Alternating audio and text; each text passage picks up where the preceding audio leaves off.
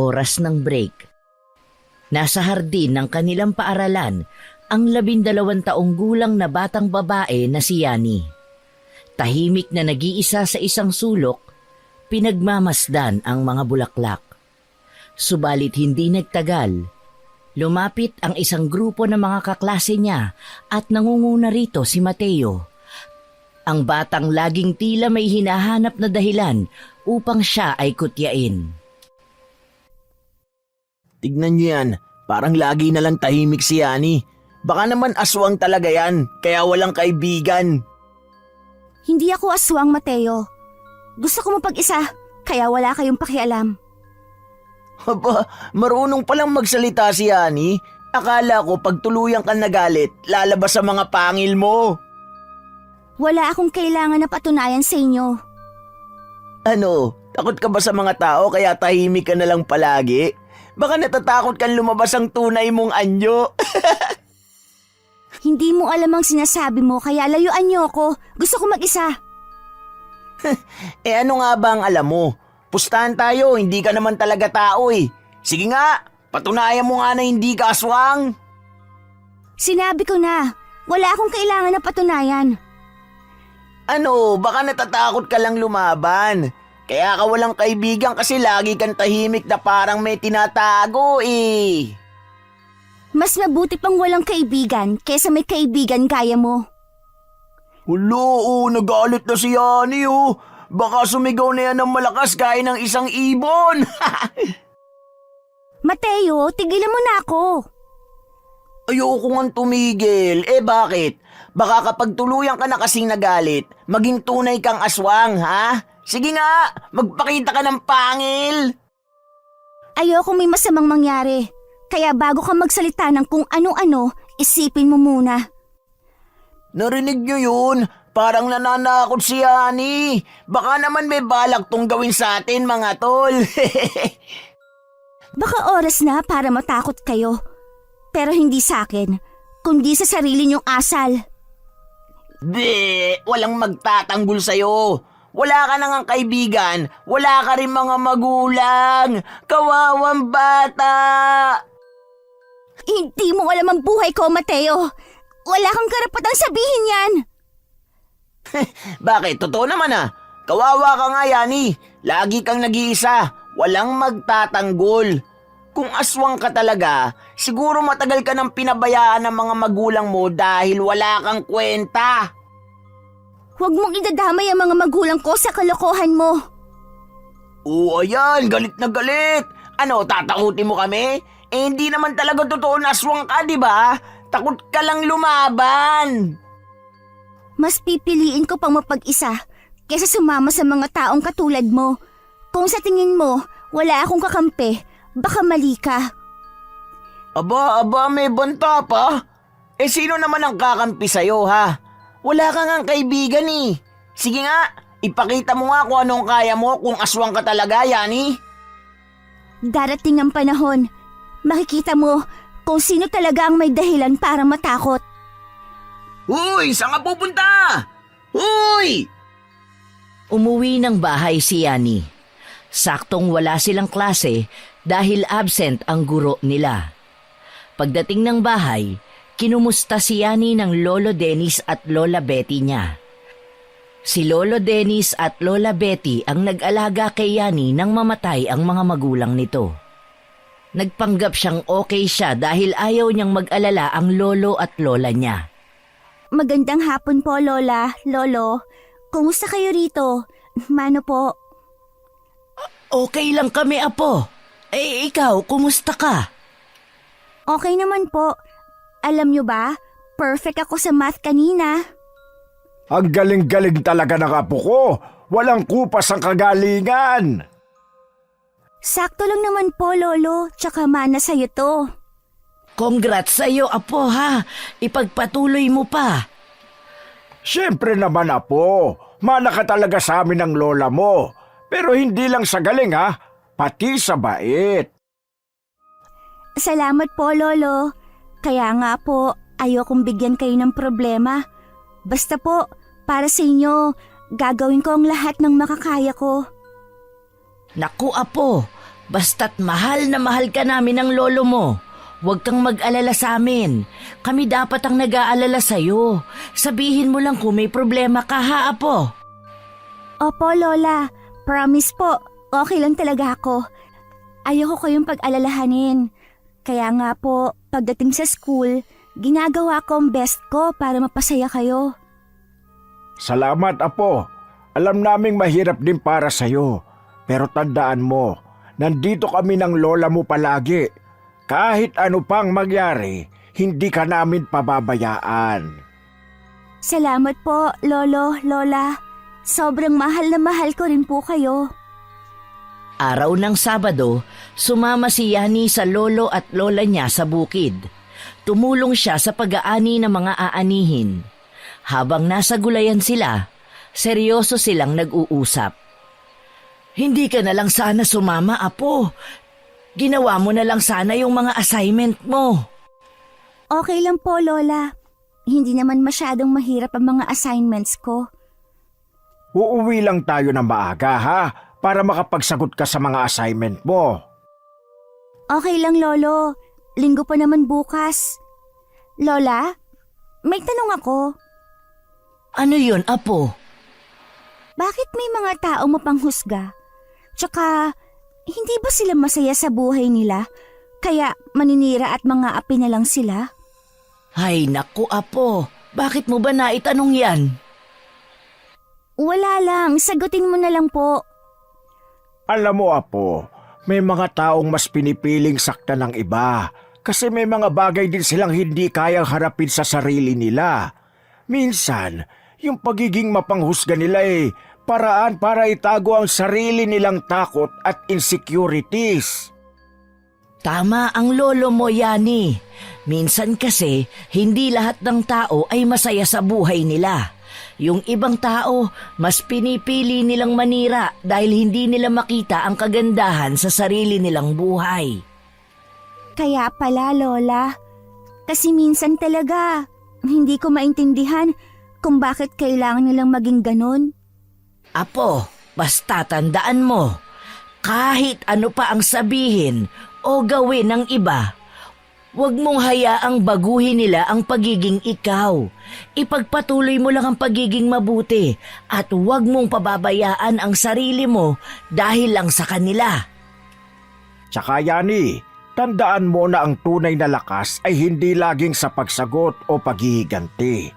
Minsan, ang pagiging tahimik at pag-intindi ang mas matapang na bagay na pwede mong gawin. Salamat po, Lolo, Lola. Ang swerte ko po talaga na kayong nandito para sa akin. Hindi ko po alam kung ano ang gagawin ko kung wala kayo. Apo, maswerte rin kami dahil ikaw ang apo namin. Mahal na mahal ka namin, tatandaan mo yan. At kahit anong mangyari, nandito lang kami ng lolo mo para sa'yo. Tama ang lola mo. Basta't magtiwala ka sa sarili mo, Apo. At huwag kang magpapaapekto sa sinasabi ng iba. Sa dulo, yung mabuting puso mo ang mahalaga. Saka Apo, ipapaalala ko lang sa'yo ha, na kapag may mang-aapi sa'yo, pigilan mo ang sarili mo. Bakit po? Kasi maaring ikamatay mo kapag nalaman ng ibang tao ang sikreto mo. Yung pagiging aswang po? Oo. Kaya importante, Apo, na matutunan mong kontrolin ang sarili mo. Hindi mo kailangang patunayan ng kahit ano sa mga nananakit sa'yo. Oo, Yani. Mas mabuti na ang maging maingat. Minsan, mas ligtas na magpanggap kaysa ipakita ang tunay na anyo mo, lalo na't hindi lahat ng tao ay makakaintindi. Pero Lola, Lolo, hindi ba unfair na kailangan kong itago kung sino talaga ako? Mahihirapan kang ipaliwanag, Apo. Kung minsan, hindi lang takot, kundi galit ang mararamdaman ng mga tao kapag nalaman nila. Mahabang panahon na ang lumipas, Apo. Pero ang takot ng mga tao sa mga aswang ay hindi nagbabago. Kaya mas maigi na ikaw na lang ang magsakripisyo para sa kaligtasan mo at ng pamilya natin. Naiintindihan ko po. Pero mahirap din po. Parang hindi ko masabi ang lahat ng nararamdaman ko. Apo, nandito kami ng lolo mo para makinig sa'yo. Kahit kailan, hindi ka nag-iisa. Lahat ng hirap at sakit na nararamdaman mo, pwede mong ibahagi sa amin. At tandaan mo, Yani, sa loob ng pamilya, ikaw ang totoo. Sa labas, oo, kailangan mo magpanggap. Pero dito sa atin, ikaw ay ikaw. Walang ibang kailangang itago. Salamat po, Lolo Lola. Sa inyo lang po ako nakakaramdam ng tunay na pagmamahal at pagtanggap. Basta, uulit-ulitin ko, Yani. Mahal na mahal ka namin. At kahit ano pa ang anyo mo, ikaw pa rin ang aming apo. Oo, Yani, huwag mong kakalimutan. Kasama mo kami sa lahat ng laban mo. Araw ng Lunes, pumasok na naman sa eskwela si Yani. Tinutokso na naman siya ni Mateo at ng mga kaklase niya. Magandang umaga, Aswang! Tigilan mo ako, Mateo. Huwag mo sirain ang araw ko. Uy, nagagalit si Yani. Sinabing huwag mong sirain ang araw ko. Huwag ka nagalit. Pwede bang ayusin mo na lang ang sarili mo? Huwag mo akong pakialaman. Bakit? May tinatago ka bang sikreto? Kaya ka ba laging mag-isa? Baka naman may lumabas na pangil sa galit mo. Anong pangil na pinagsasabi mo? Ano bang problema mo? Wala ka na bang ibang magawa kundi asarin ako? Eh kasi naman ang weird mo eh. Parang wala kang kaibigan. Baka naman talaga nakakatakot ka kaya walang gustong lumapit sa'yo. Kung wala akong kaibigan, problema ko na yon. Hindi kita inaano, Mateo. Kaya sana, tigilan mo na ako. Hala, defensive si Yani oh.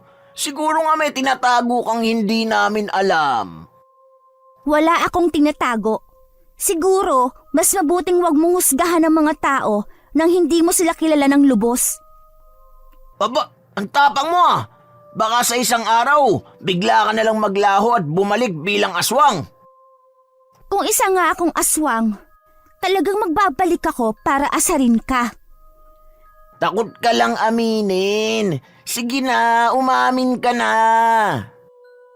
Umayos ka, pwede. Huwag mong gamitin ang takot ng iba para lang makaramdam ka ng kapangyarihan. Ouch! Ang lalim ng sinabi mo, Yani. Baka naman ikaw lang ang natatakot sa sarili mo. Ang totoo, hindi ako natatakot sa sarili ko.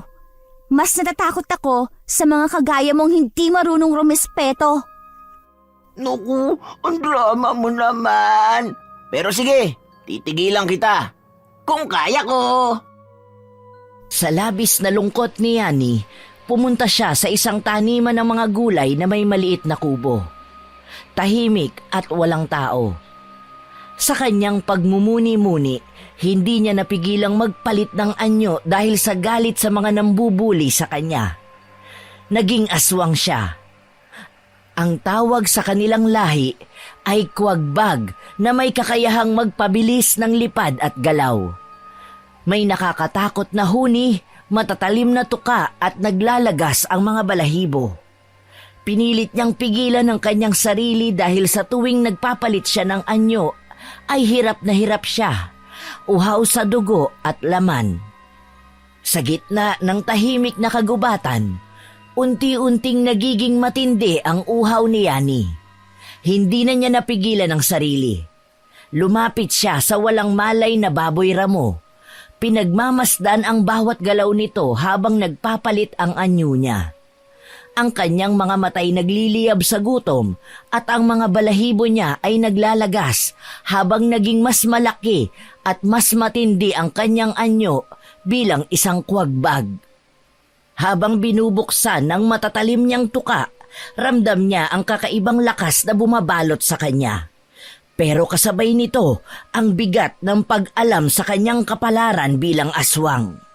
Hindi niya gustong maging ganito, Ngunit sa bawat paglapa niya sa laman ng baboy ramo, tila nawawala ang kanyang takot at bumabalik ang kanyang lakas.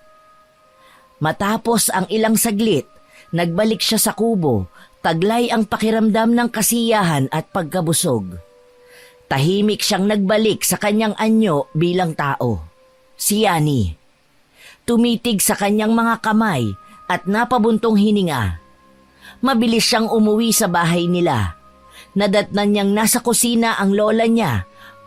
Pagkapasok pa lang ni Yani sa kusina ay bigla siyang bumagsak. Hinang-hina sa sarili. Lola? Apo, ano nangyari sa'yo? Dennis, tawagin mo si Rose. Mainit si Yani. Oo, pupuntahan ko na. Apo, bakit ba? Anong nangyari sa'yo? Sumama na naman ang loob mo kaya nanghihina ka. Saka mainit ka. Manang Betty, ano na namang nangyari kay Yani? Eto, hawakan mo. Mainit siya eh. Oo nga, may lagnat siya. Pakikuha na lang ng mga gamot. Eto, dapuan mo na siya ng tuwalya na may suka.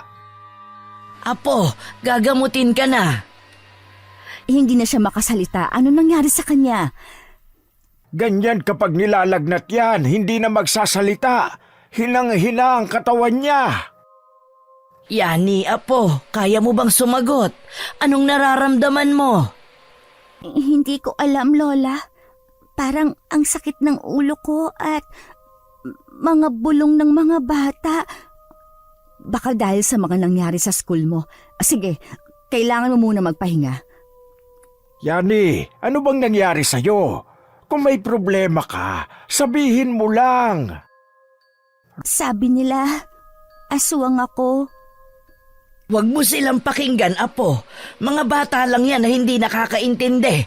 Lahat tayo may kanya-kanyang kwento at hindi mo kailangan mag-alala. Tama si Lola. Baka naiinggit sila sa'yo dahil sa iyong mga talento.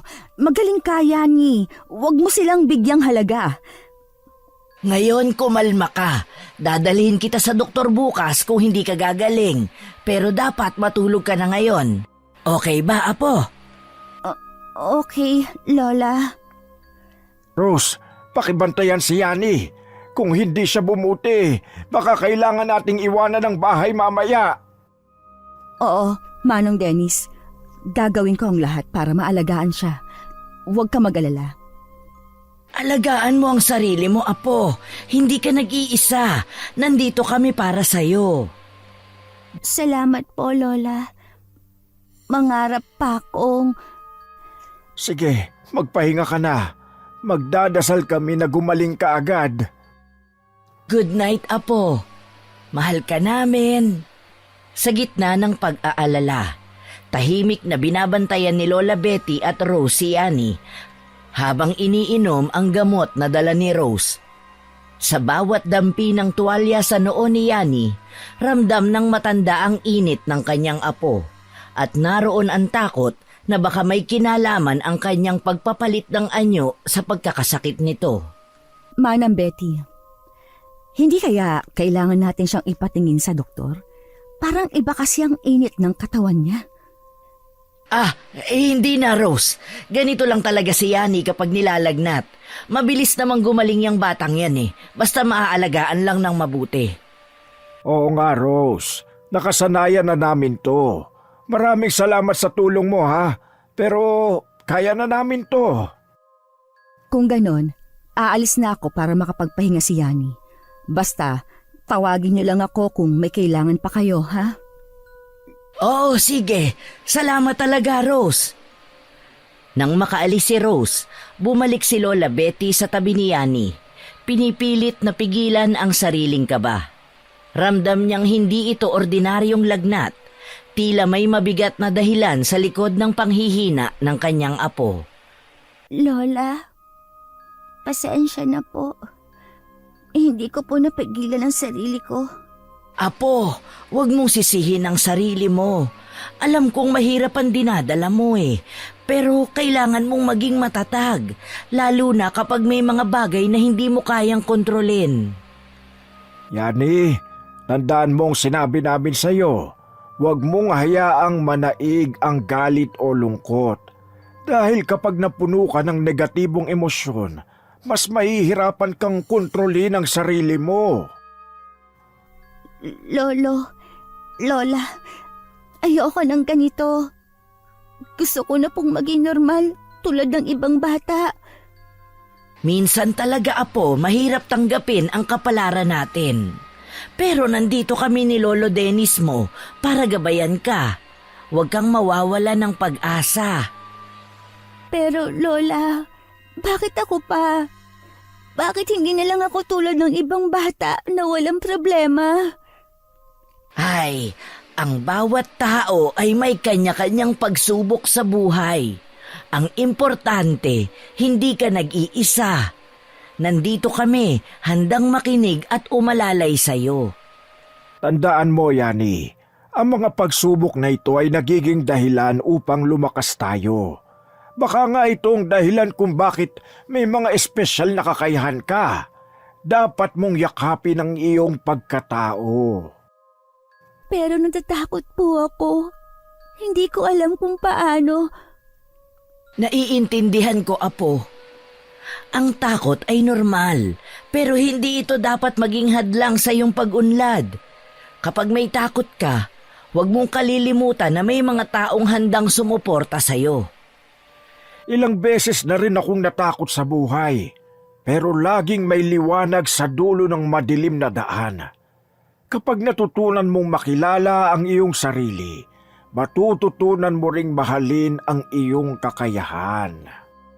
Parang ang hirap po, Lolo.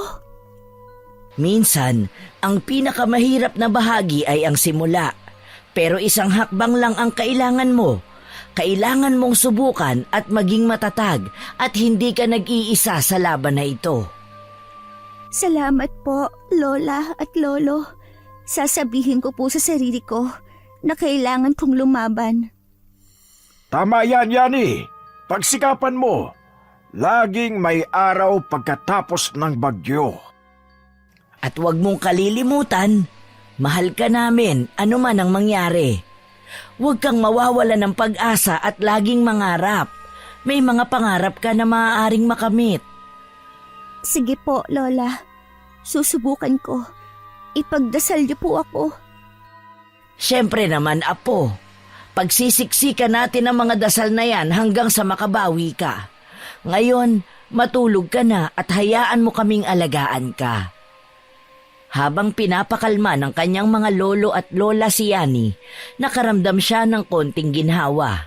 Ngunit sa puso niya ay naroon pa rin ang takot at pangarap na balang araw ay maging malaya sa sumpang kanyang dinadala.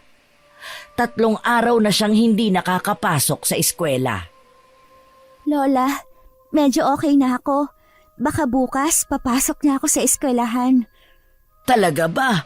Magsabi ka lang ha kung may nararamdaman ka. Huwag mong pilitin ang sarili mo, Apo. Opo, Lola. Huwag po kayong mag-alala. Parang ang tagal ko nang hindi nakapasok. Baka kung ano nang na-miss ko. Apo, hindi ka dapat magmadali. Huwag mong intindihin ang mga na-miss mo sa eskwela. Ang importante, gumaling ka ng tuluyan. Tama si Lola mo, Yani. Mas maigi nang magpahinga ka ng gusto kaysa ipilit mong sarili mo na pumasok. Pero Lolo, baka kasi sabihin ng mga kaklase ko na nag-absent ako dahil natatakot ako sa mga panunukso nila. Apo, kung sakaling bumalik ka na sa eskwela at tinukso ka na naman nila, tandaan mo lang ang mga itinuturo namin sa'yo. Ang mahalaga ay hindi mo pinapatulan ng panunukso nila, Yani. Alam nating may lakas ka, pero gamitin mo yun sa tama. Opo, Lolo. Hindi ko na po sila papatulan. Kahit minsan, gusto ko na talagang gumanti. Apo, may tamang oras at lugar para sa lahat ng bagay. Ang pinakamahalaga ay hindi mo nakalimutan kung sino ka, kahit ano pa ang sabihin nila. At tandaan mo, Yani, nandito kami at hindi ka nag-iisa. Kapag may problema ka, lumapit ka sa amin. Maraming salamat, Lola, Lolo. Hindi ko po alam kung ano ang gagawin ko kung wala kayo. Ay naku apo, huwag kang mag-alala. Hindi kami mawawala ng lolo mo. Nagtatawanan sila sa gitna ng seryosong usapan at sa pagkakataong yun ay naramdaman ni Yani ang pagmamahal at proteksyon mula sa kanyang mga lolo at lola. Araw na ng Biyernes, pumasok na si Yani sa paaralan. Masigla siya at masaya. Uy, nandito na yung lampa at sakitin.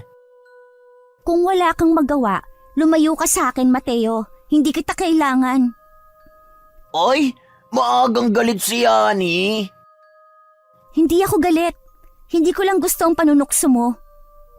Eh di gustuhin mo na lang. Alam mo, sa daming estudyante sa paaralang ito, bakit ako lang ang tinutukso mo? Wala ka bang magawa, ha? Siyempre ikaw lang, kasi ikaw ang pinaka natatangi, Yani. Wala namang kasing ibang kakaiba katulad mo. Bakit? Anong problema mo sa pagiging iba ko? Hindi ba pwedeng maging masaya ako kahit hindi ako katulad ninyo? Kakaibang kakaiba ka talaga. Baka naman may tinatago kang sikreto. At kung meron man, bakit interesado ka? Wala lang, baka kasi may kinakatakot ka. Kaya lampa ka at palaging may sakit. Mateo, sana gamitin mo ang oras mo sa mas makabuluhang bagay. Baka mas gumaling ka pa sa pag-aaral kung hindi ka nakikialam sa buhay ng iba. Oh, grabe ka naman. Sensitive ka talaga, Yani. Hindi ako sensitive. Natutunan ko lang na hindi magandang manakit ng kapwa para lang magmukhang masaya. Sige nga, tignan natin kung makakatagal ka sa mga panunukso ko. Hindi mo ako kayang sirain. May mga bagay akong hindi mo kayang intindihin at okay lang yun. Alam pa! Tumahimik na sabi eh. Yani, sakitin! Ayan ang bagay na apelyido mo! Tumigil ka na. Hindi ko naman sinasadya eh. Masyado ka namang sensitibo. Sensitibo? Kaya nga may mga bagay akong hindi mo dapat sinasabi. Parang hindi mo matanggap ang katotohanan. Ano bang katotohanan ng sinasabi mo? Na mahina ako? Hindi naman, pero ayaw mo kasi ng katotohanan eh. Ang ibig mong sabihin, ayaw ko sa mga panghuhusga mo. Kailangan mo lang malaman na hindi mo kailangang magpanggap. At kailangan mong malaman na hindi mo ako makikita sa iyong inaasahan. Oo talaga? Sige na, ipakita mo na sa akin kung anong kaya mong gawin. Hindi ko kailangang ipakita sa iyo ang aking kakayahan. Basta, gusto ko lang mabuhay ng tahimik. Ang boring naman yan, Yani. Paano kung magtulungan na lang tayo? Gawin natin ang klase nating mas masaya. Paano? Sa pamamagitan ng pang-aasar sa mga kaklase? Siyempre, mas masaya ang klase kapag lahat kami nagtutulungan. Pero sa ngayon, kailangan ko lang ng kaunting aliw. Galing sa'yo. Kung yan ang paraan mo ng kasiyahan, okay lang. Pero hindi ko gagawin ng mga bagay na nakakasakit sa iba para lang makasali sa inyo. Grabe, parang ang boring mo, Yani. Alam mo ba, sa ibang tao, masaya ang ganitong bagay. E di sa ibang tao na lang, mas masaya akong hindi kasama sa mga pang-aasar mo. Sige, ikaw ang bahala. Pero balang araw, makikita mong mali ka. Mas masaya ang buhay kapag masaya ka sa paligid mo, kahit anong mangyari. Ayoko na makipagtalo sa'yo, Mateo. Basta, hindi ako papayag na maging dahilan ng sakit ng ibang tao. Habang patuloy ang kanilang pag-uusap, si Yani ay unti-unting nagiging mas matatag. Kahit na ang mga salitang binitawan ni Mateo ay punong-puno ng pang-uuyam, naisip niya na hindi ito ang huling laban na kailangan niyang pagdaanan. Basta hindi mo ako matatalo sa laban na to. Patuloy ako mang-aasar hanggang sa sumuko ka. Hindi ako susuko. Mag-aral ka na lang. Baka sakaling mas maging mabait ka. Ayan, masyado ko na namang seryoso. Magpakatatag ka, Yani. At sana, dumating ang araw na maintindihan mo kung bakit ako ganito. Umalis si Yani sa harap ni Mateo.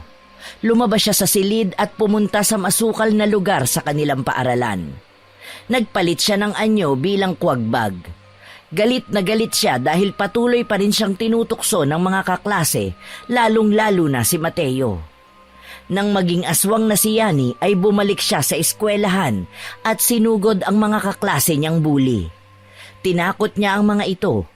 Nakita siya ng maraming tao na nasa paligid at nagpulasan ng mga ito dahil sa takot.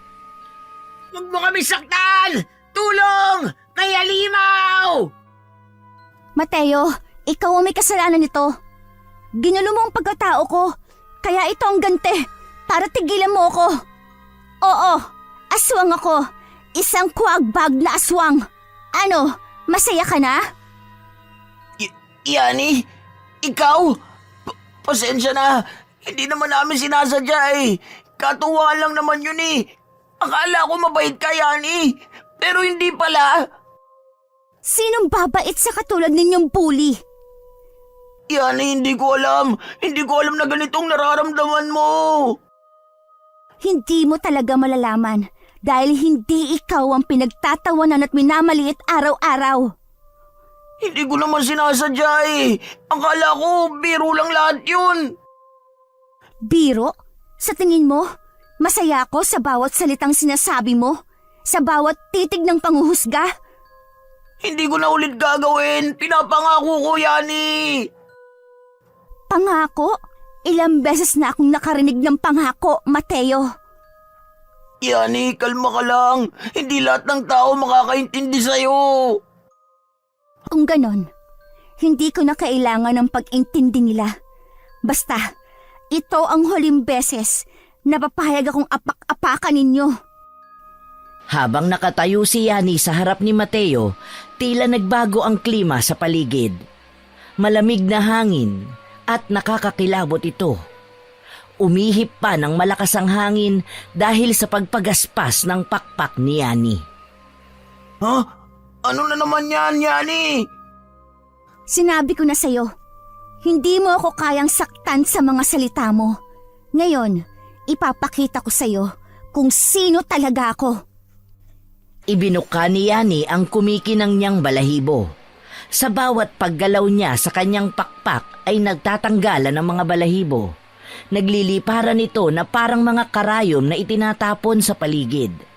Ang mga naroon ay nagsisigawan at nagsisitakbuhan sa takot. Pero si Mateo ay hindi makaalis.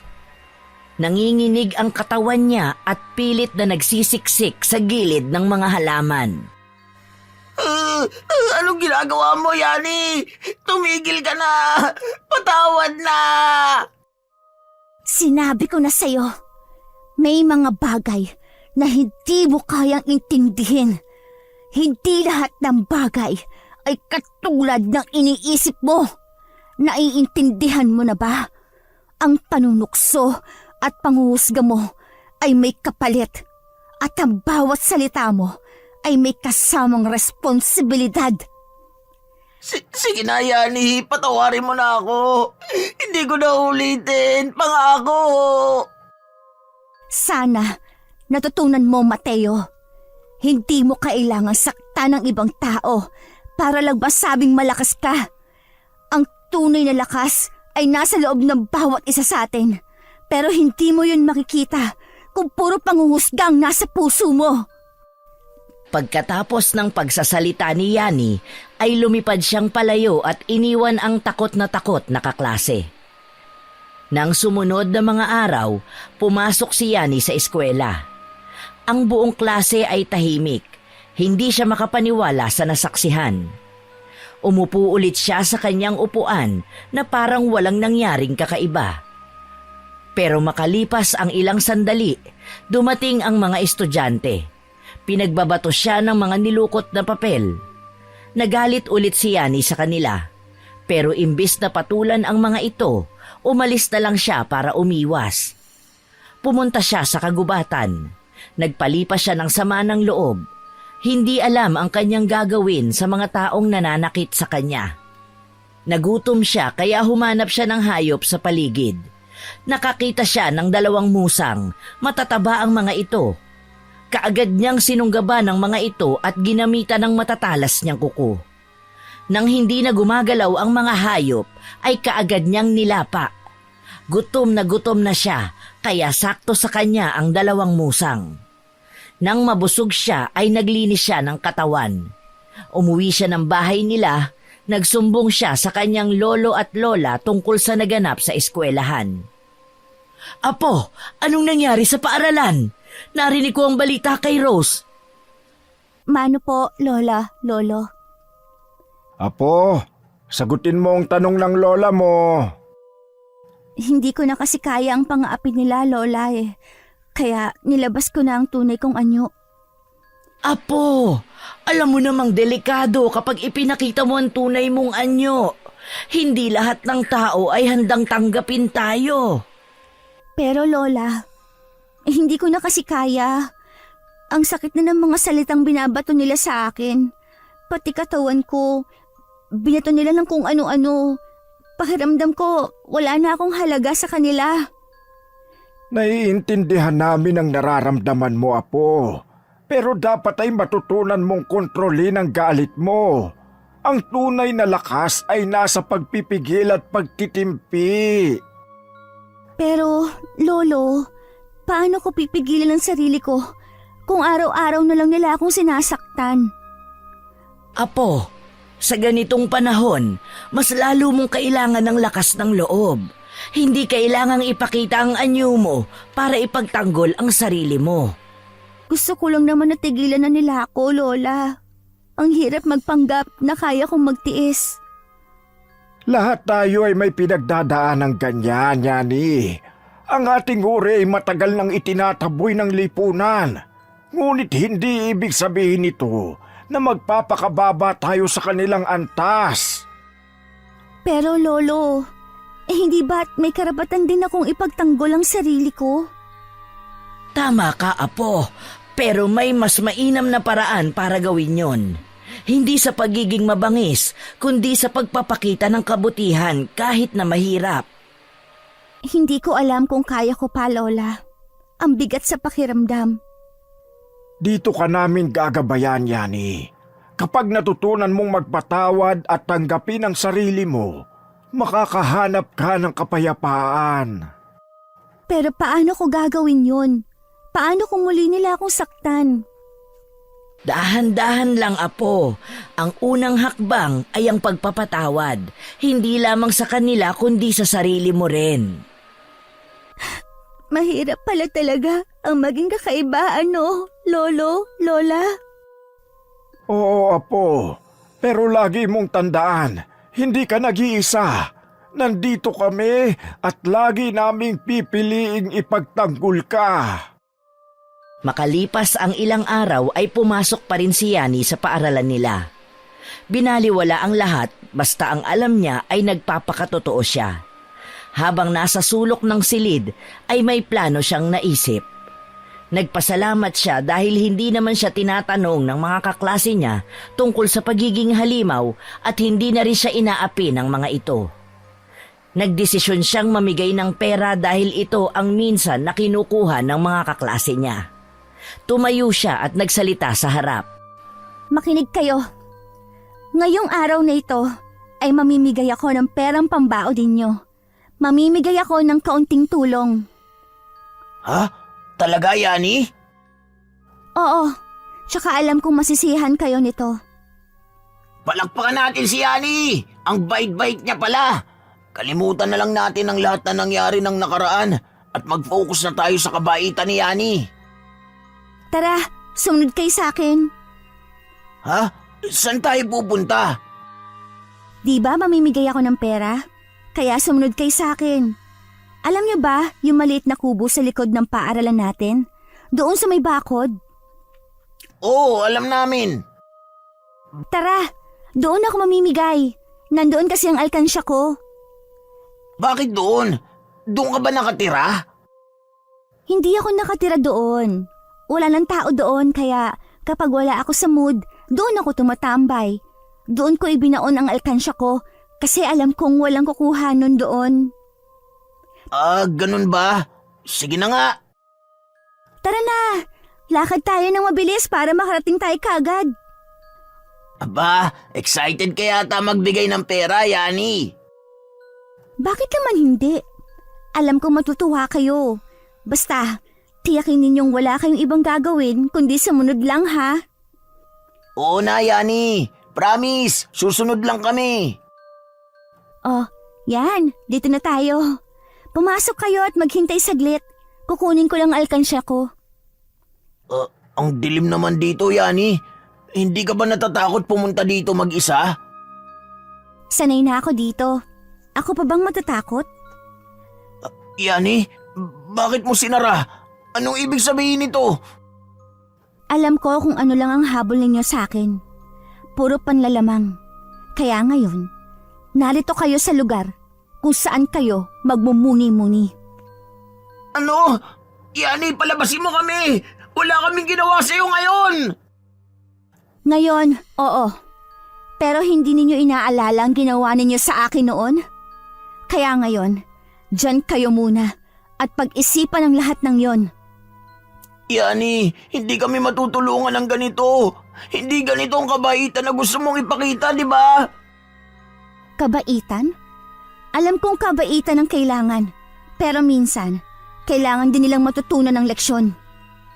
Nagpalit ng anyo si Yani habang nasa harapan ng mga bully niyang mga kaklase. Naging aswang nakwagbag si Yani. Kumuha siya ng isang buhay na manok na naligaw doon, sa kanya nilapa at harap-harapang ipinakita sa mga kaklase. Yani, anong ginawa mo sa manok?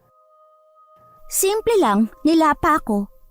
Ganito ang mangyayari sa inyo kapag patuloy niyo akong inaapi. Nakita niyo to? Magiging katulad kayo sa ginawa ko dito sa manok. Teka lang, kuha pa ako ng isa. Tatakas tayo dito. Teka lang, maghintay kayo. Nang bumalik si Yani sa silid, ay wala na ang mga kaklase niya. Tumakas na ang mga ito. Kaya nagwala siya. Hinagis niya ang mga bagay sa loob ng kubo. Bumalik kayo dito, hindi pa ako tapos. Shh, huwag kayo maingay. Uy, naririnig ko kayo. Humuni si Yani kaya dali-daling tumakbo ang mga kaklase niya. Takot na takot kay Yani. Isa na rito si Mateo na nagkandara pa dahil sa labis na takot. Uy, Mateo, halika rito. Yani, tumigil ka na. Promise, hindi na kita apin. Promise? Ilang beses mo na bang sinabi yan? Yani, hindi mo na kailangan gawin to. Hayaan mo na lang kaming umalis. Bakit? Dahil ba akong tinutokso nyo? Hindi ko ba karapat-dapat na ipagtanggol ang sarili ko? Oo, karapat-dapat ka. Pero hindi mo naman kailangan ganyanin ang lahat ng tao. Ilang beses ko nang sinubukan ng kabaitan. Pero ano nangyari? Puro pang-aapi. Tingin mo, ang simpleng sorry, sapat na para kalimutan ang lahat? Yani, sinasabi ko lang na wag mo nang isipin ang mga yun. Magsimula tayo ulit. Gusto ko talagang ayusin ang lahat. Magsimula ulit? Kayo ang mga taong nagpasakit sa akin. Paano ko ito magagawa? Alam ko mahirap ang sitwasyon natin. Pero sa tingin ko, kung susubukan mong bigyan ng pagkakataon ng sarili mong kalimutan ang nakaraan, makikita mong may ibang tao na handang tumulong sa'yo. At paano kung hindi mo matupad ang pangako mo? Paulit-ulit lang itong mangyayari. Magtiwala ka sa akin, Yani. Iba na ako. Hindi ko na kaya masaktan ka ulit. Sige, pero kailangan mong patunayan yan. Isang pagkakamali at wala ng pagkakataon. Sige, gagawin kong lahat. Ipapakita ko sa'yo na nagbago na ako. Hindi na kita aapihin. Sige, Pero isang pagkakamali mo lang. Okay, challenge accepted! Ayos. Pero tandaan mo, hindi madaling kalimutan ng mga sugat. Yun ang dahilan kung bakit kailangan natin ng isa't isa. Kaya anong plano natin mula dito? Magkakaroon tayo ng bagong simula. Pero dapat mong ipakita sa akin ang iyong tunay na hangarin. Nang makabalik ang ibang kaklase ni Yani sa silid-aralan, ay ipinagkalat ng mga ito na halimaw si Yani dahil nakita nila itong lumapa ng hayop. Kalat na kalat sa buong lugar ang pagiging halimaw ni Yani. Imbis na magbagong simula na siya ay mas lalo siyang pinagalit. Naniwala ang mga ibang estudyante kaya mas lalong marami ang nagalit kay Yani. Dali-daling umuwi si Yani sa bahay nila. Dapat na malaman ng lolo at lola niya ang nangyari. Bumili muna ng papel si Yani dahil may mga assignment siya na aasikasuhin, pero laking gulat niya na maraming tao sa bahay nila. Sinugod ang lola at lolo niya ng mga taong galit na galit. Sa galit ni Yani sa mga ito, kaagad siyang nagpalit ng anyo bilang kuwagbag. Mabilis siyang lumipad patungo sa bahay nila. Nang paparating siya sa bahay ay humuni siya ng nakakabingi. Agad na lumingon ang mga tao sa kanya. Kailangan niyang iligtas ang lolo at lola niya. Nagpakitang gilas siya. Nilabas niya ang lahat ng kakayahan niya. Huwag niyong saktan ang lolo at lola ko! Ako ang saktan niyo! Huwag niyong subukan na saktan ang lola at lola ko!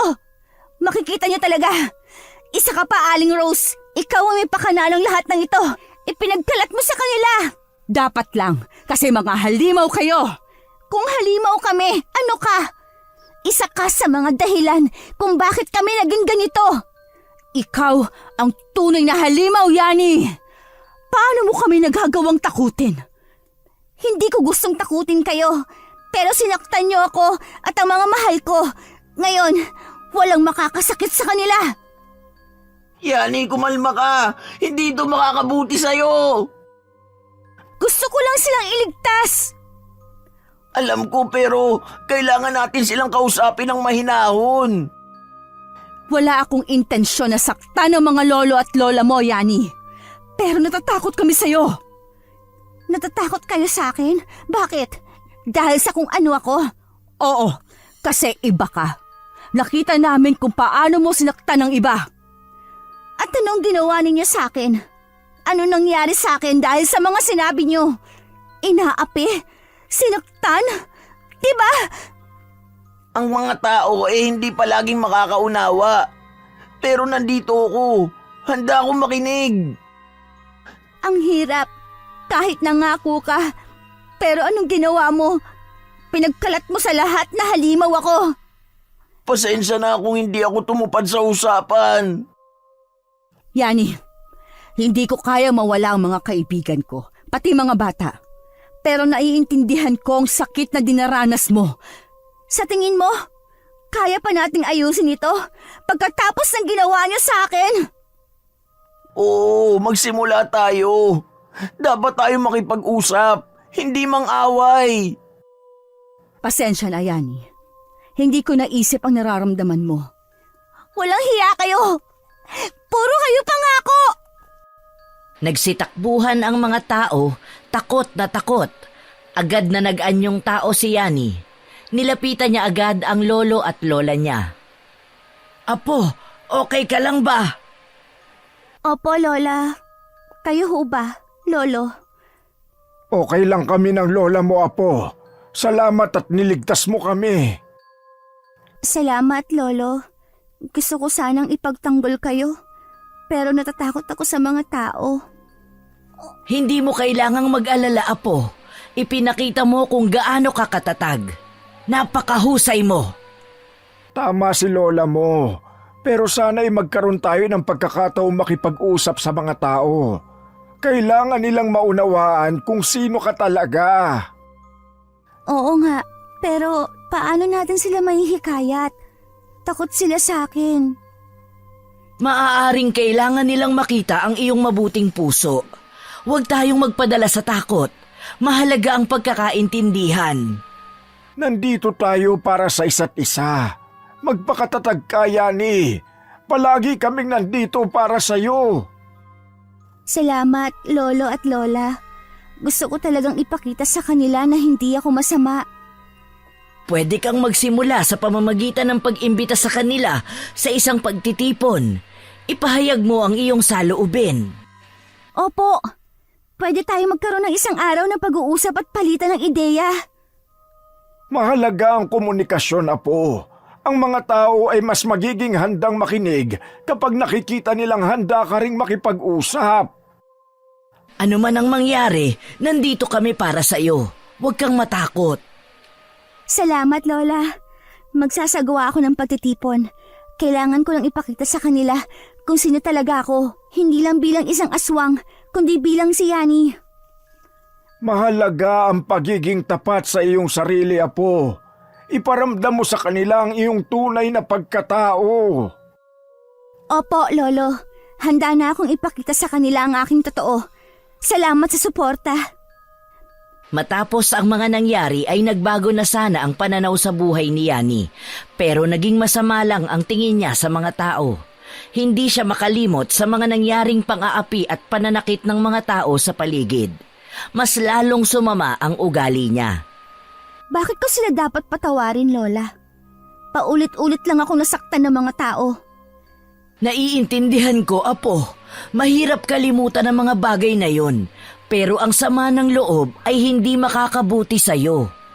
Yani, ang galit ay parang tinik na patuloy na sumasakit sa puso. Kung hindi mo ito ilalabas, ikaw ang masasaktan. Pero paano kung hindi ko na mapakita sa kanila ang totoo? Parang gusto ko na lang magalit sa lahat. Ang galit ay isang natural na damdamin. Pero huwag mong hayaan ito ang magdikta sa iyong pagkatao. Pwede mo itong gamitin upang maging mas matatag. Oo, Yani. Maaaring makilala mo ang iyong sarili sa pamamagitan ng mga pagsubok. Ang mahalaga, ang iyong reaksyon sa mga ito. Pero nagbigay na ako ng pagkakataon sa kanila. At ginulo lang nila ako. Wala silang pakialam sa nararamdaman ko. Hindi lahat ay katulad ng mga bully, Yani. May mga tao ring handang makinig at umintindi. Huwag mo silang ikategorya batay sa ilang masamang karanasan. Tumingin ka sa mga tao sa paligid mo. Hanapin ang mga may mabuting puso. At huwag isara ang iyong sarili sa mga pagkakataong pwede kang makahanap ng tunay na kaibigan. Kailangan kong subukan, pero ang hirap. Oo, mahirap, pero hindi imposibleng bumangon mula sa mga sugat. Alalahanin mo na hindi ka nag-iisa. Kasama mo kami palagi at handa kaming tumulong sa iyo. Sige, susubukan ko pong buksan ang sarili ko sa ibang tao. Pero hindi ako magpapadala sa mga masamang tao. Yan ang tamang pananaw, Yani. Ang pagsubok ay bahagi ng buhay. At lagi tayong nandito para kay Yani. Sa apo natin. Gabi na ay hindi pa tulog si Yani. Tulog ang mga tao. Naglibot siya sa paligid hanggang sa nanlapa siya ng mga nakasalubong niyang hayop tulad ng mga aso. Sari-saring hayop ang nilapa niya. Nasisiyahan siya sa kanyang ginawa kaya pinagpatuloy niya ito. Kinabukasan, pumasok siya sa eskwela. Tahimik sa loob ng silid dahil siya palang ang tao, pero nagulat siyang pumasok ang grupo ng mga bully. May dala itong papel. Binato siya. Takot ang mga bully kay Yani pero patuloy pa rin ang kanilang pang-aapi.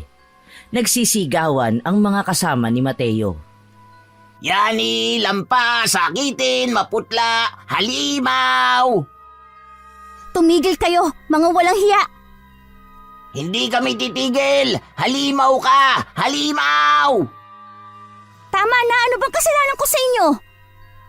Kasalanan mo? Kasalanan mong nandito ka na pinapaligiran mo kami ng kamalasan dahil halimaw ka! Hindi ako halimaw. Isa akong tao katulad ninyo. Tao?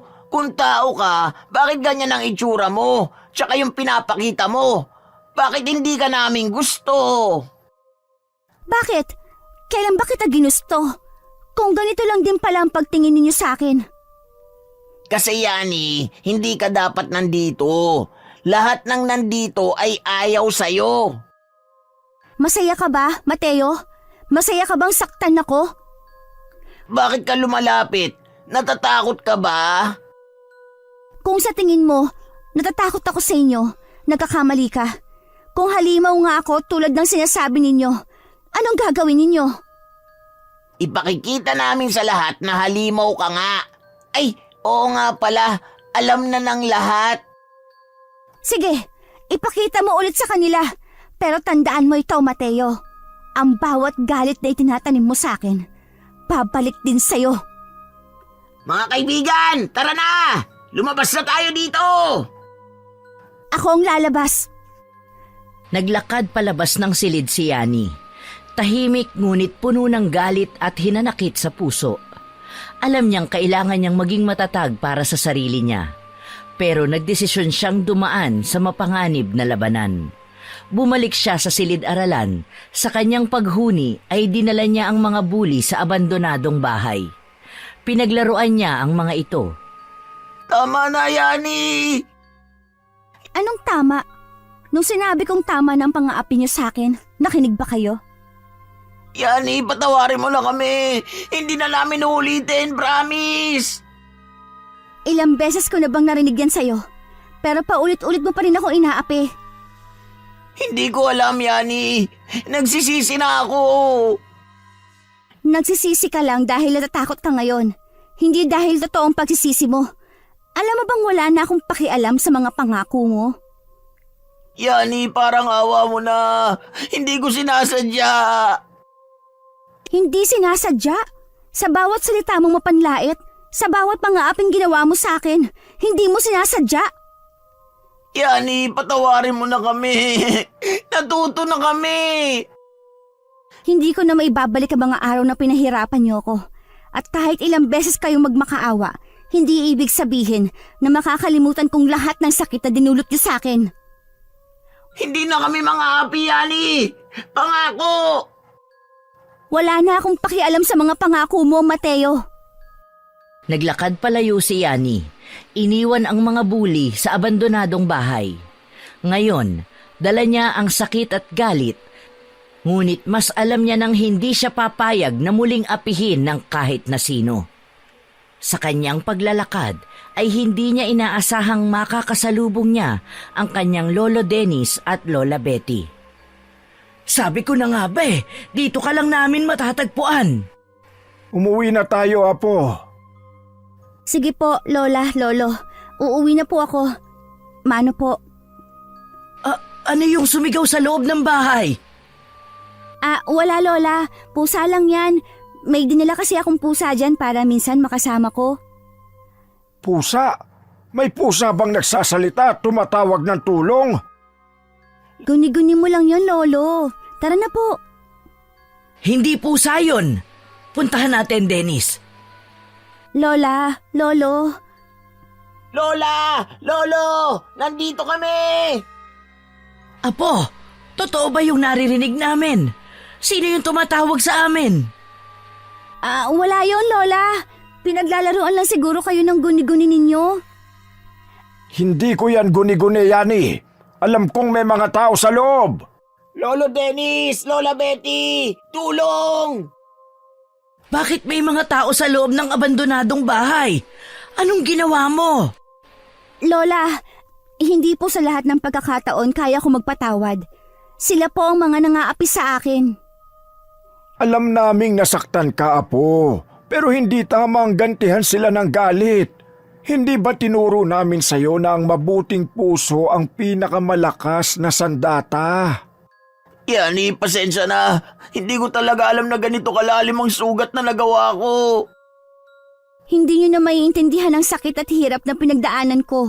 Araw-araw nila akong pinarurusahan nang wala akong kalaban-laban.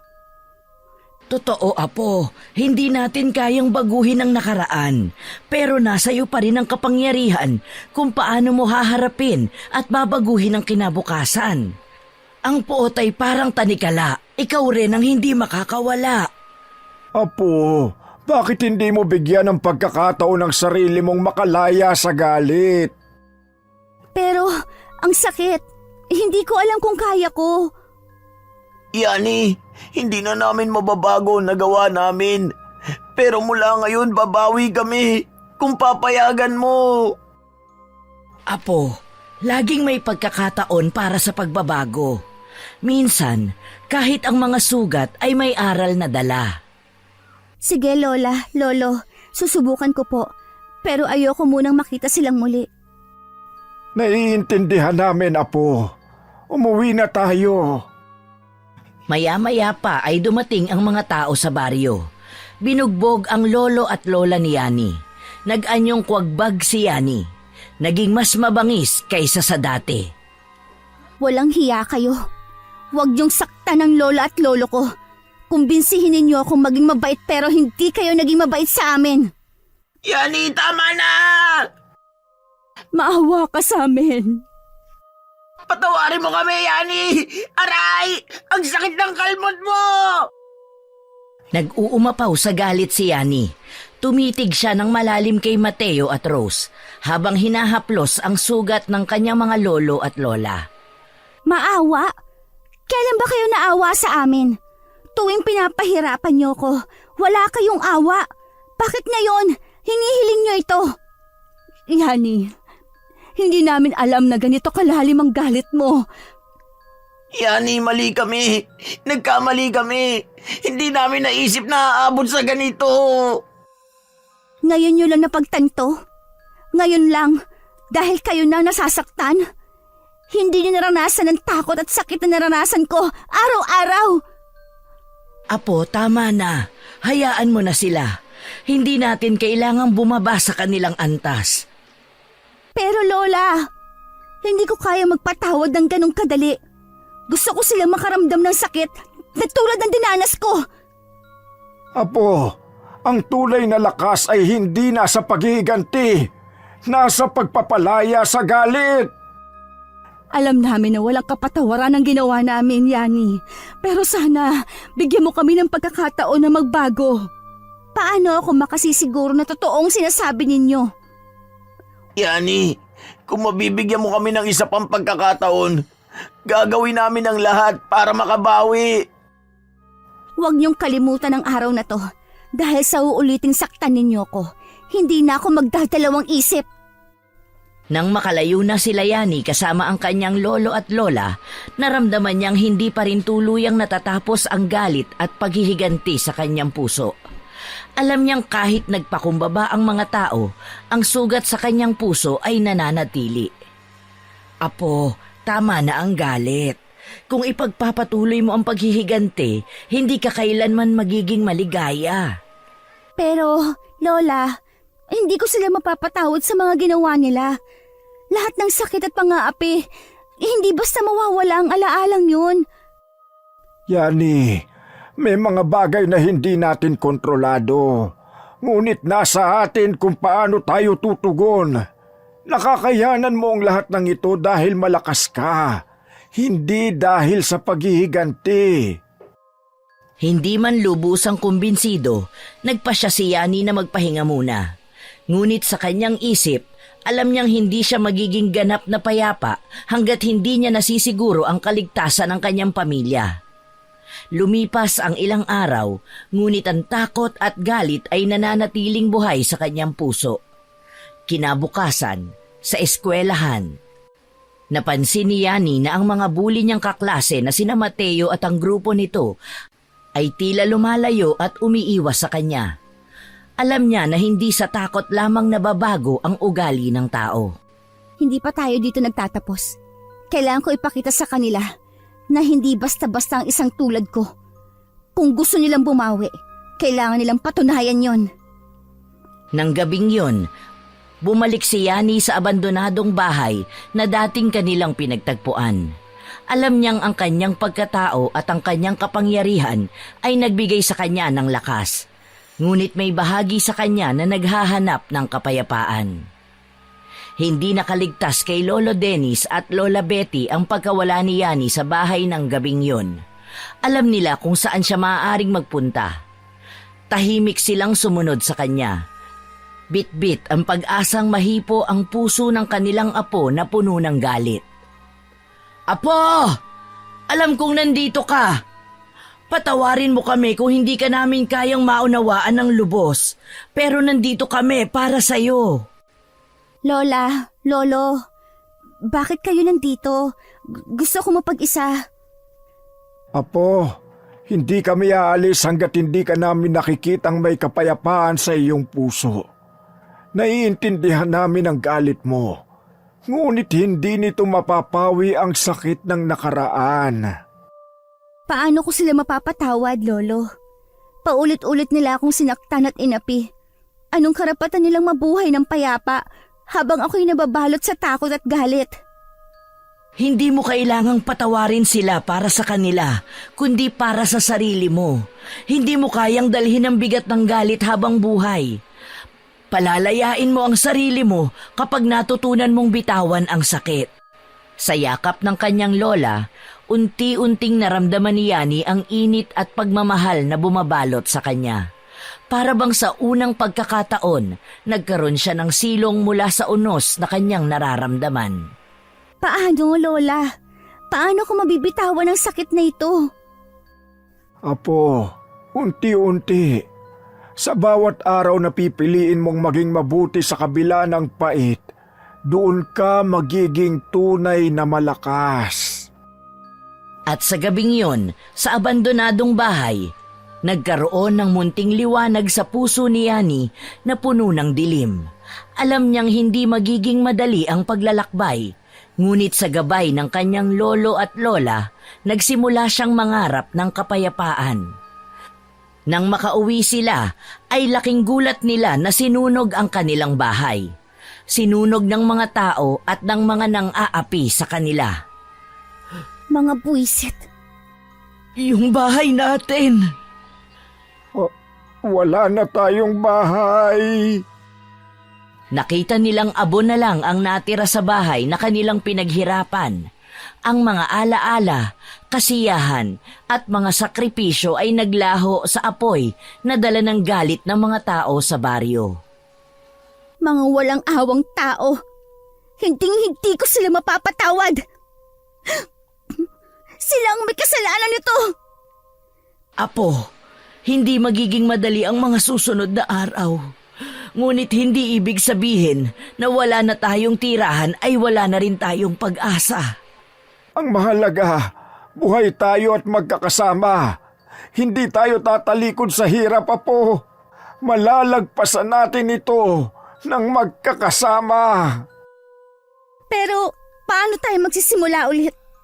Lahat na lang ay kinuha nila sa atin. Ano pa natitira sa atin? Natitira pa rin ang pagmamahal natin sa isa't isa, Apo. Kahit kailan hindi yun masusunog o mawawala. Sa harap ng abo ng kanilang tahanan, nagsimula silang magyakap. Tila ba binubuo muli ang kanilang pamilyang halos nagkahiwa-hiwalay dahil sa galit at pang-aapi ng mga tao.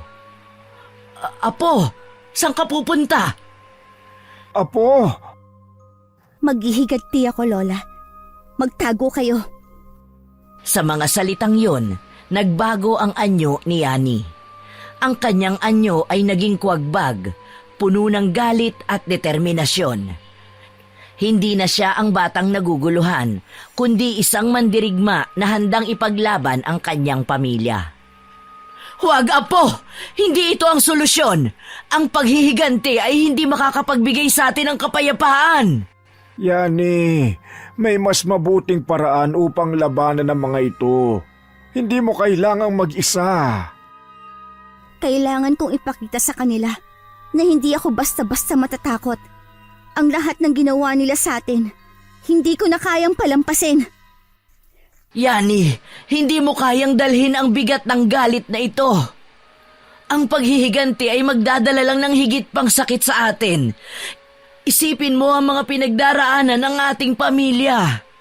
Habang sinasabi ito ng kanyang lola, naramdaman ni Yani ang lungkot na bumabalot sa kanyang puso. Sa kabila ng galit, may bahagi pa rin sa kanya ang naguguluhan.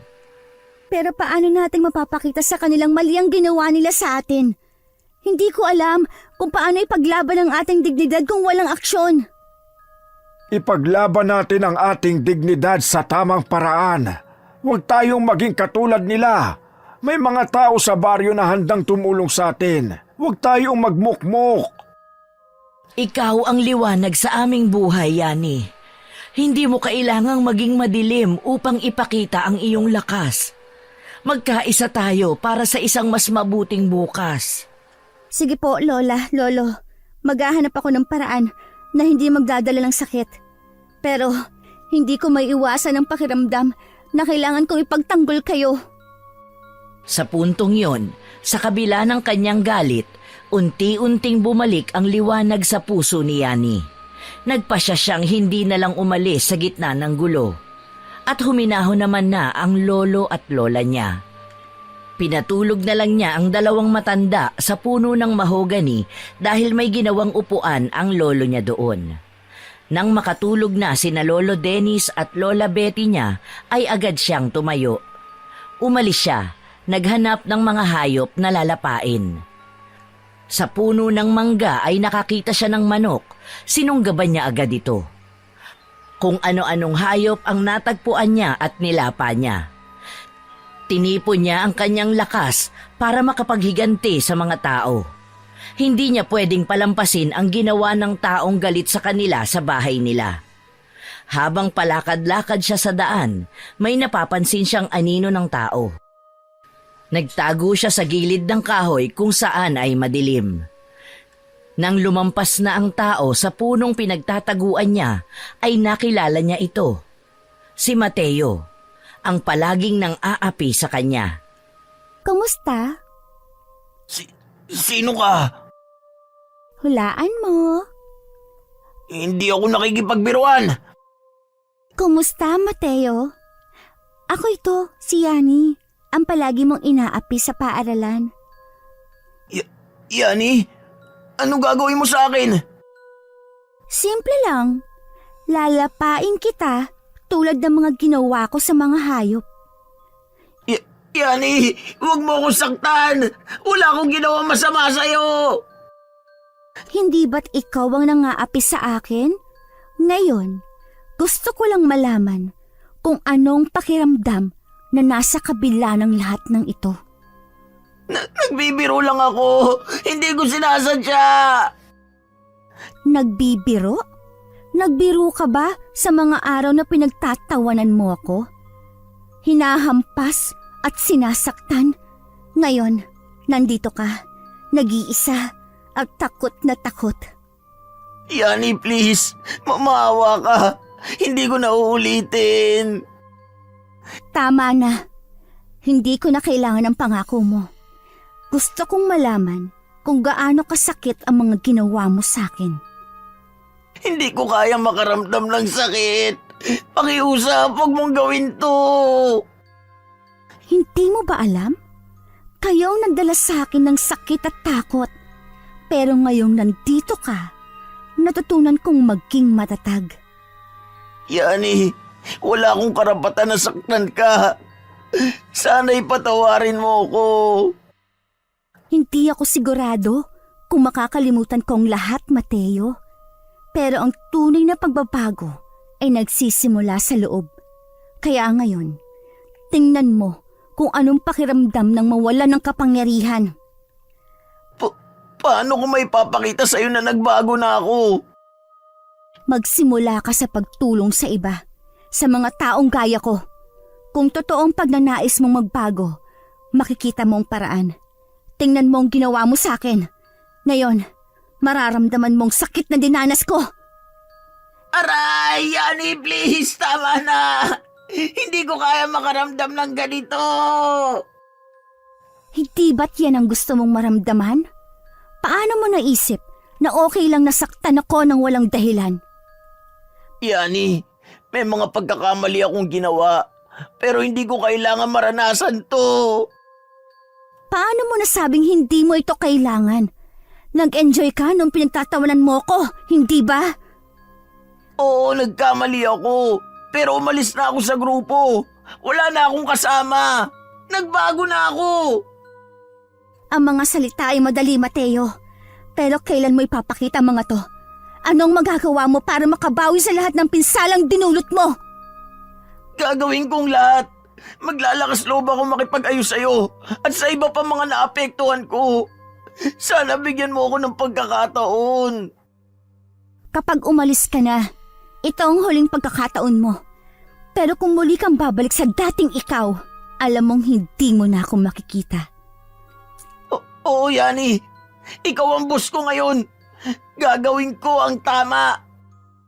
Nang mga sandaling yon, nagtagumpay si Yani na ipakita kay Mateo ang tunay na mukha ng kanyang mga pagkakamali.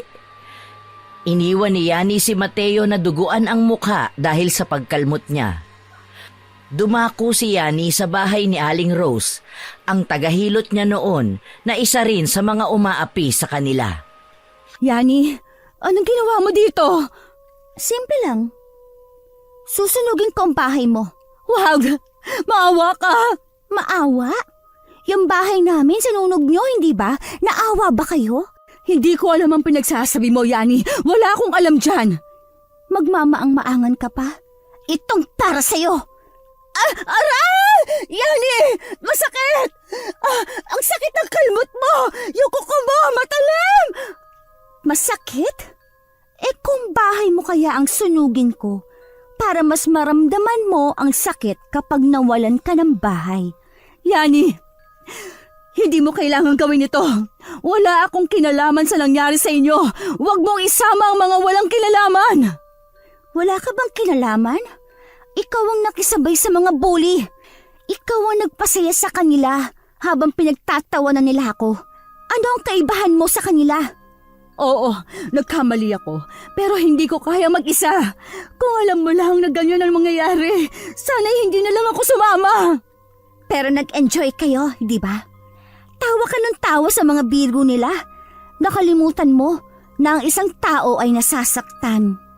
Ngayon, baliktad na ang sitwasyon. Yani! Please! Nakababahala lang lahat ng ito. Hindi ba natin kaya itong ayusin na mas maayos? Hindi ito kailangan. Ayos lang ba sa inyo ang mga ayos na sinasabi mo? Kung kaya mong saktan ng iba, dapat mo ring matutunang madama ang sakit. Yani, wala akong ibang pamilya. Wala akong ibang tahanan. Kung susunugin mo ang bahay ko, saan ako pupunta? Saan ka pupunta? Ganoon din ang naramdaman ko nung sinunog mo ang bahay namin. Alam mo, masakit. Ang dami kong sinakripisyo at ikaw pa ang umapak sa akin. Alam kong mali ang mga ginawa ko. Pero sana, huwag mo lang dagdagan ng sakit. Hindi ako masaya sa mga nangyari. Nakikipaglaban din ako sa sarili kong mga demonyo. Mga demonyo? Ikaw ang gumawa ng masama sa iba. Paano mo nasasabing may mga demonyo ka rin? Hindi mo ako maaaring i-justify ang mga gawa mo sa pamamagitan ng iyong sariling mga problema. Pero natutunan ko na ang aking mga pagkakamali. Minsan, kahit hindi mo nagustuhin, natututo ka masaktan din. Anong pinagkaiba natin? Teka, nagbago ka ba talaga? O ginagawa mo lang ito para makaalis sa sitwasyong ito? Kung may pagkakataon ako, gagawin ko ang tama. Oo, nagkamali ako. Pero ayokong sumunod sa landas ng mga api. Gusto kong matuto. Kaya mo bang ipakita ang tunay na pagbabago? Kapag ang mga tao ay nakakita ng sakit, madalas silang natatakot na magbago. Ngayon, ikaw nang may pagkakataon. Kung hindi mo napapansin, tuloy lang ako sa dati kong buhay. Pero kung bibigyan mo ako ng pagkakataon, gagawin ko ang lahat upang makabawi. Hindi ko alam kung dapat ba akong maniwala sa'yo. Ang mga pangako ay madali lang sabihin, pero mahirap gawin. Kung bibigyan mo ako ng pagkakataon, ipapakita ko sa'yo. Susubukan kong makabawi sa pamamagitan ng mga aksyon, hindi sa mga salita. Habang naglalakad si Yani pauwi, ang kanyang puso ay puno pa rin ng galit at pagkamuhi. Ang mga alaala ng pagsunog sa kanilang tirahan at ang mga pang-aaping naranasan ay muling bumalik sa kanya. Pagdating niya sa kanilang bahay, naroon ang kanyang lolo at lola, nag-aalala sa kanyang kalagayan. Apo, saan ka ba galing? Nag-alala kami sa'yo. Anong nangyari? Wala na tayong tahanan, Lolo. Sinunog ng mga taong ating bahay. Wala silang kaawa-awa. Kaya sa kagustuhan kong gumantay, umalis ako kanina. Ano? Yani, kailangan nating kalmahin ang sitwasyon. Paano ako magiging kalmado? Namatay ang ating tahanan, ang ating alaala. Sa tingin niyo ba, may pakialam sila sa ating kalagayan? Kailangan mong maunawaan na po. Hindi ang galit ang sagot. Ang pang-aaway ay hindi makapagbibigay sa atin ng kapayapaan. Hindi ko kayang patawarin ng mga tao. Wala silang karapatang gawin to sa atin. Pero kung maghihiganti ka, anong mangyayari sa'yo? Isang siklo ng galit ang magsisimula at walang katapusan. Kailangan mong maging matatag. Matatag? Anong silbi ng pagiging matatag kung ang mga tao nagpasakit sa atin ay hindi pinapansin ang ating mga pagdurusa? Ang pag-asang makabawi mula sa sakit ay mas mahalaga kaysa sa paghihiganti. Isipin mo, Yani, kapag napuno ka ng galit, hindi ka na magiging ikaw. Pero hindi ko kayang itigil ang nararamdaman ko. Nais kong ipakita sa kanila na merong kapalit ang kanilang mga ginawa. Yani, mas mabuti ang magpatawad kaysa sa maghigante. Ang tunay na lakas ay hindi nagmumula sa galit, kundi sa kakayahang makapagpatawad at makabawi. Paano ako magpapatawad? Paano ko malilimutan ang mga nangyari? Minsan ang pagpapatawad ay hindi para sa kanila, kundi para sa sarili mo. Sa pamamagitan ng pagpapatawad, makakawala ka sa bigat ng galit at makakahanap ng kapayapaan. Siguro may katotohanan ang sinasabi ninyo. Pero paano ko sisimulan ang pagbabago? Magsimula ka sa sarili mo, Apo. Matututunan mong mahalin ang sarili mo kahit ano pa ang nangyari. Pagkatapos, unti-unti mong kayaning ibalik ang iyong mga pangarap at umpisahan ang bagong simula. Sa mga salitang yon, unti-unting nagising sa puso ni Yani ang isang pag-asa. Ang galit ay hindi na nagiging hadlang kundi nagiging pagkakataon upang muling bumangon. Sa tulong ng kanyang lolo at lola, siya ay nagpasya na baguhin ang kanyang landas at piliin ang kapayapaan. Habang unti-unting bumabalik si Yani sa kanyang mga sensasyon, nakaramdam siya ng isang bagong pag-asa. Napagtanto niyang kinakailangan nilang maghanap ng bagong simula, malayo sa mga taong mapanakit sa kanila. Yani, mukhang oras na para tayo ay lumipat sa ibang lugar. Isang baryo kung saan makakahanap tayo ng kapayapaan at seguridad. Lolo, saan tayo pupunta? Wala tayong kakilala sa malayong baryo. Anong mangyayari sa atin doon? May mga tao ron na kilala ko. Matagal na tayong may mga kaibigan sa baryong yon. Alam ko na doon ay magiging mas masaya tayo. Pero paano kung hindi kami tanggapin? Paano kung may mangyaring masama muli? Huwag kang matakot, Apo. Ang buhay ay puno ng panganib. Ngunit kailangan natin itong harapin ng may tapang. Magsimula tayo sa bagong pahina. At anong gagawin natin kapag nandyan na tayo? May mga pagkakataon doon na maaari tayong magsimula muli. Makakahanap tayo ng bagong tahanan at makakakilala ng mga bagong tao. Magtatanim tayo ng mga gulay at prutas at matututo tayong mangisda sa tabi ng ilog. Gusto ko yun, Lola. Siguradong magiging masaya tayo magtatanim ng mga bagay na makakain. Oo, at ang mga bagong karanasan ang magiging sandata mo laban sa galit. Makakalimutan mo ang mga pang-aapi at makikita mo ang mga magagandang bagay sa paligid. Opo, nakikita ko na mga posibilidad.